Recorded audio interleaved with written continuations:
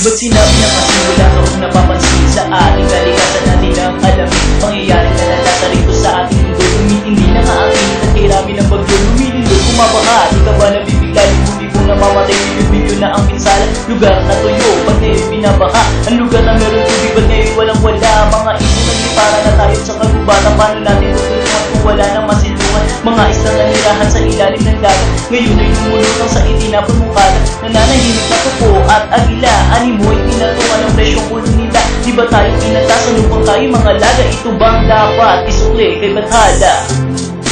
Mataas man ang sikat ng araw, hanggang ngayon ay lubog pa rin sa tubig baha ang 29 na barangay dito sa Kalumpit, Bulacan.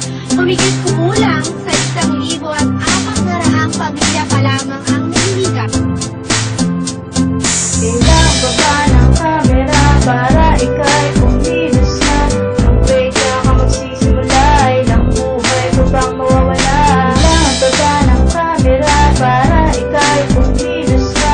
Nung pwede ka magsisimula, ilang buhay ko bang mawawala? Kalikasan ay nagalit at sa langit ay gumuhit ang talim nitong lintik at kulog na nagangalit at binuhos niya ang luhang matagal na niyang inipo na nagdulot ng baha na umabot na sa layo ng probinsya. Puro bukid ng pistola ng dagat sa bagyong sunod-sunod, hindi mabigil, di maawat, mga nasa bubong, animoy nakakulong, hindi na makaalis sa agos na pasalubong. Ari-arian ay winasak at pamilya ay minarak pag-upan nitong baha. Saan sila tatahak, saan magsisimula? Kung lahat ay nawala, para na silang baliw na gusto nang magwala. Sino ba ang sasaklolo at sino ang tutulong sa aming munting barangay na wala man lang magtapon na kahit na konting awa ng mga taong timawa na nagbubulag-bulagan? Kami kaawa-awa.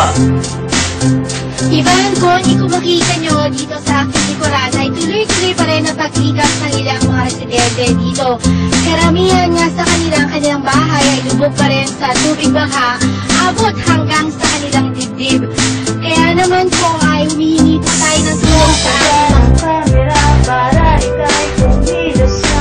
Nung pwede ka magsisimula, ilang buhay ko bang mawawala?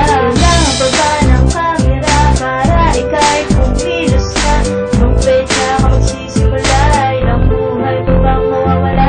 Taon-taong ganito at lalong lumalala. Sino ba dapat sisihin doon sa tiki na nasira? Sa estero na umapaw at sa pondo na ninakaw. Ang problema ng Pinas, lumalalim bawat araw. Pinipigil nyo ang tubig para sa irigasyon. Sa pag-ako ng damo ng maisip na aksyon. Lahat ay magaling sa tumilaw na landa. Sa pangako pagbabago pinayatan na atras. Ang pagtutok mo sa TV, meron bang magagawa? Mabuti pang hindi politiko nandun basang-basa upang tumulong sa kabayan yung hindi pa kumakain. Walang pang inom, matuyong gamit, wala rin ang lubungin kung takanan ng pistula ng sahig. Doon nakatulog kahit pa nanginginig. Sa takot na baka ang tubig ay sumampa. Di ba nun ang sabi mo, iaahon mo sila?